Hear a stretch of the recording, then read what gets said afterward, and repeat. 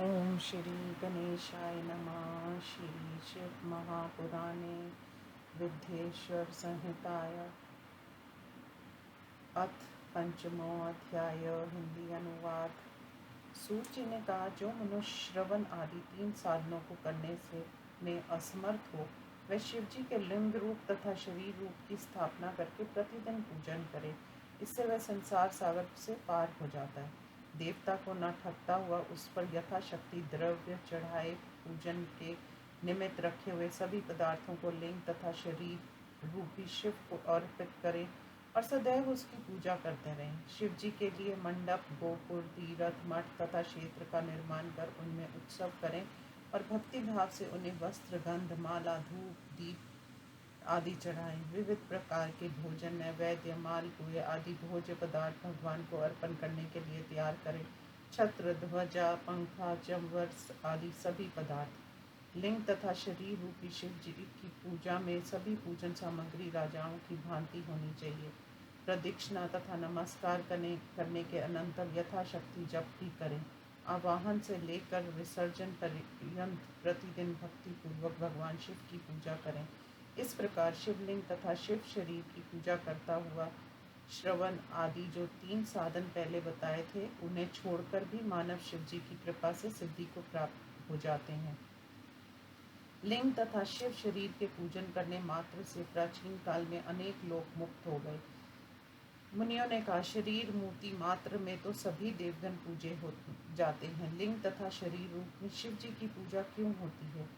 सूची ने कहा, हे मुनिवरों, ये अत्यंत आश्चर्यकारक तथा पुण्य को देने वाला प्रश्न है। इससे वक्ता साक्षात महादेव जी हैं, कोई दूसरा पुरुष नहीं है। मैंने जिससे गुरु परंपरा से सुना है कि इस शिव महापुराण को स्वयं शिव जी ने कहा है।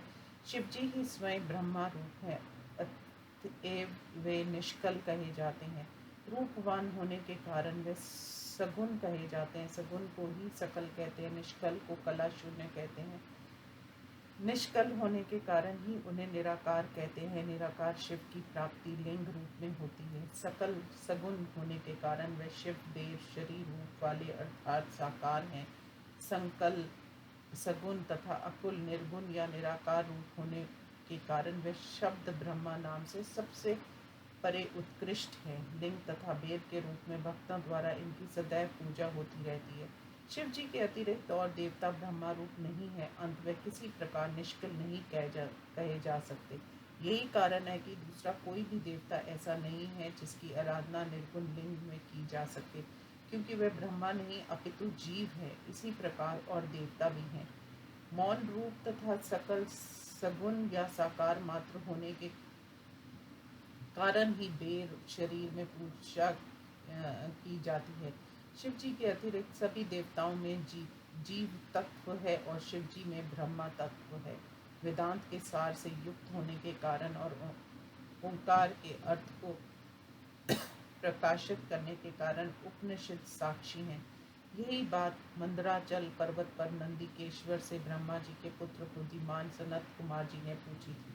सनत कुमार जी ने कहा, शिव जी के अतिरिक्त दूसरे सभी देवता सभी प्रकार से अपने भक्तों के वश में हो जाते हैं। दूसरे देवताओं की पूजा में केवल उनका वेद शरीर देखा सुना जाता है और शिव जी की पूजा में लिंग और वेद दोनों ही पूजे जाते हैं। अंत आप मुझे सरलता से समझ में आने योग्य कल्याण तत्व का बोध कराइए। नंदीकेश्वर शिव जी ने कहा, यद्यपि आपका ये प्रश्न ब्रह्मा से संबंधित है, गुप्त है और इसका उत्तर नहीं दिया जा सकता, फिर भी आप पुण्य आत्मा और शिव भक्त हैं। अंत मैंने जैसा शिव जी से सुना है उसे मैं आपसे कहता हूँ। शिव जी ब्रह्मा रूप तथा काल रहित हैं। अंत में निर्गुण कहे जाते हैं। सभी वेदों में उसकी लिंग पूजा स्वीकार की गई है। यही शिव का निर्गुण रूप है। कला युक्त होने के कारण उसे सकल अर्थात सगुण भी कहा जाता है। सगुण साकार पूजा के अवसर पर शिव जी के बेर की पूजा होती है। शिव के अतिरिक्त दूसरे सभी देवता सदैव सकल सगुण ही रहते हैं। वेदों में बेर पूजा भी स्वीकार की गई है। जब देवता प्रकट होते हैं तब उनका साकार रूप दिखलाई देता है। शिव संबंधी शास्त्रों में शिव जी का लिंग रूप और बेर रूप दोनों ही देखे जाते हैं। सनत कुमार जी ने कहा, हे महाभाग, आपने लिंग पूजन तथा वेद पूजन का वर्णन किया। आपने शिव जी तथा दूसरे देवताओं का भी वर्णन किया। अंत आप उस परम देव के लिंग तथा वेद का जिस प्रकार आविर्भाव हुआ उसे कहें। हे योगेंद्र, उसे हम सुनना चाहते हैं। नंदिकेश्वर जी ने कहा, हे वत्स, सुनो, मैं तुम्हारी भक्ति को देखकर वास्तविक स्थिति का वर्णन कर रहा हूँ। प्राचीन काल में जो पहला श्वेत वाराह कल्प था, जो संसार में प्रसिद्ध है, उस समय ब्रह्मा और विष्णु का परस्पर युद्ध हुआ था। उन दोनों के घमंड को दूर करने के लिए उनके बीच में परमेश्वर शिव जी ने निष्कल स्तंभ रूप से अपना स्वरूप दिखलाया। तदंतर संसारिक प्राणियों के हित की इच्छा से निर्गुण शिव जी ने उस तेजोमय स्तंभ से अपना लिंगकार स्वरूप दिखाया। उसी दिन से संसार में शिव जी का वह निष्कल आकार रहित लिंग प्रसिद्ध हुआ तथा सगुण रूप में देव रूप की प्रतिष्ठा हुई। अन्य देवताओं के ये केवल वेद पूजा सुख भोगों को देती है, परंतु शिव जी की लिंग पूजा तथा वेद पूजा दोनों ही सुख भोग तथा मोक्ष को प्रदान करने वाली है। इस प्रकार श्री शिव महापुराण में शिवलिंग महिमा वर्णन नामक 5वां अध्याय समाप्त। अथ 6ठो अध्याय। हिंदी अनुवाद। नंदिकेश्वर जी ने कहा, हे योगेंद्र, पहले किसी समय में भगवान विष्णु शेषनाग की शैया पर अत्यंत शोभा युक्त होकर शयन कर रहे थे। उनके चारों ओर गरुड़ आदि सेवक भी उपस्थित थे।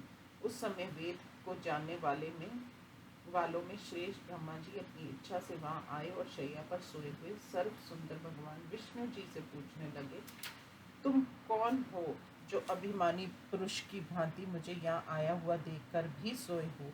हे वत्स, उठो, मुझे देखो, मैं तुम्हारा स्वामी हूँ और यहाँ आया हूँ। पूज्य गुरु को सामने आया हुआ देखकर जो अभिमानी पुरुष के समान आचरण करता है, उस गुरुद्रोही मूर्ख को प्रायश्चित करना पड़ता है। ब्रह्मा जी को के इन वचनों को सुनकर विष्णु भगवान भीतर से क्रुद्ध हो कर बाहर से शांत पुरुष के समान उन्होंने व्यवहार किया और बोले, हे वत्स, तुम्हारा कल्याण हो, स्वागत है, इस आसन पर यहाँ बैठो। इस समय तुम्हारा मुख घबराया हुआ जैसा है और आंखें टेढ़ी क्यों दिखलाई दे रही हैं? ब्रह्मा जी ने कहा, हे पुत्र विष्णु, इस समय काल के प्रभाव से तुम्हें घमंड हो गया है। हे पुत्र, मैं तुम्हारा रक्षक और संसार का पिता मैं हूँ। भगवान विष्णु ने कहा, ये संपूर्ण संसार मेरे में स्थित है, तुम चोर के समान अपना समझ रहे हो। हे पुत्र, तुम मेरे नाभि कमल से उत्पन्न हुए हो, तुम मेरे पुत्र हो, तुम्हारा मुझे पुत्र कहना व्यर्थ है। नंदिकेश्वर ने कहा, इस प्रकार ब्रह्मा तथा विष्णु दोनों ही अजन्मा परस्पर विवाद करने लगे। मैं ही श्रेष्ठ हूँ, तुम नहीं हो, मैं प्रभु हूँ, मैं प्रभु हूँ, ऐसा कहते कहते एक दूसरे को मारने की इच्छा से युद्ध करने लगे। हंस और गरुड़ वाहनों पर बैठकर ये दोनों देवता लड़ने लगे।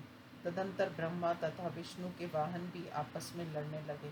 तब तक विमान से यात्रा करने वाले सभी देवता उस महान आश्चर्यकारक युद्ध को देखने के लिए चले आए। स्वतंत्रता पूर्वक उस युद्ध को आकाश से देखते हुए देवताओं ने फूल बरसाए। भगवान विष्णु के वाहन गरुड़ ने क्रुद्ध होकर ब्रह्मा जी की छाती पर असहस्त्र बाणों तथा अनेक प्रकार के अस्त्रों को छोड़ा। तदंतर ब्रह्मा जी ने भी नाराज होकर विष्णु की छाती में सहस्त्र अग्नि के समान बाणों और अनेक बार अस्त्रों को भी चलाया। उन दोनों का वह युद्ध अत्यंत आश्चर्यकारक हुआ। इन दोनों के इस युद्ध को देखकर अत्यंत व्याकुल होकर देवगण कहने लगे।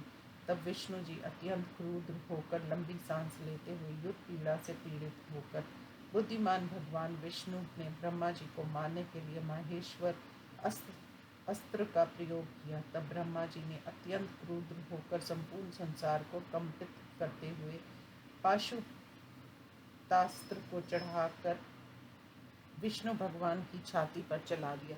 तब आकाश में 10,000 सूर्यों के समान तेज दिखलाई पड़ा। 1000 मुखों वाला अति उग्र तथा प्रचंड आंधी के समान भयंकर ब्रह्मा विष्णु द्वारा चलाए गए ये दोनों महाअस्त्र प्रकट हुए। इस प्रकार ब्रह्मा तथा विष्णु का परस्पर घोर युद्ध हुआ। ये देखकर सभी देवता अत्यंत विषाद युक्त एवं उस प्रकार व्याकुल हो गए।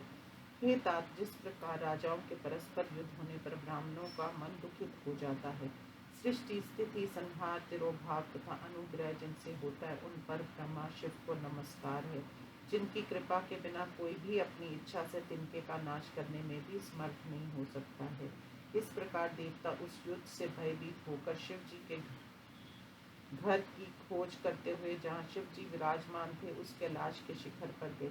उन्हें देखते ही देवगण प्रसन्न होकर उस प्रणवाकार परमेश्वर पद को देखकर प्रणाम किए और उस स्थान में प्रवेश किए। उन देवताओं ने ही उस सभा मंडल में मणि जटित बिस्तर पर उमा के साथ विराजमान देवताओं में श्रेष्ठ शिव जी को देखा। बाएं पैर के ऊपर दाहिना पैर रखे हुए, उसके ऊपर अपना हाथ रखे हुए, चारों ओर से अपने गुणों से सेवित, सभी लक्षणों से तथा भक्ति भावना से युक्त, विशेष सेवा विधि को जानने वाली स्त्रियों द्वारा पंखा झला जा रहा था। वेद जिनकी स्तुति कर रहे हैं और अनुग्रह की दृष्टि से देखते हुए शिव जी को उन्होंने देखा। हे वत्स, उस देव समूह ने शिव जी को देखकर आंखों में संतोष रूपी जल की बूंदों से युक्त होकर दूर से ही दंडवत प्रणाम किया। उन देवताओं को देखकर अपने गणों द्वारा उन्हें समीप बुलाकर देवों के देव महादेव उन सभी देवताओं को प्रसन्न करते हुए गंभीर अर्थ से युक्त मधुर तथा मंगलकारक वाणी बोले। इस प्रकार श्री शिव महापुराण में देवताओं के कैलाश वर्णन नामक 6वां अध्याय समाप्त हुआ। ओम नमः शिवाय।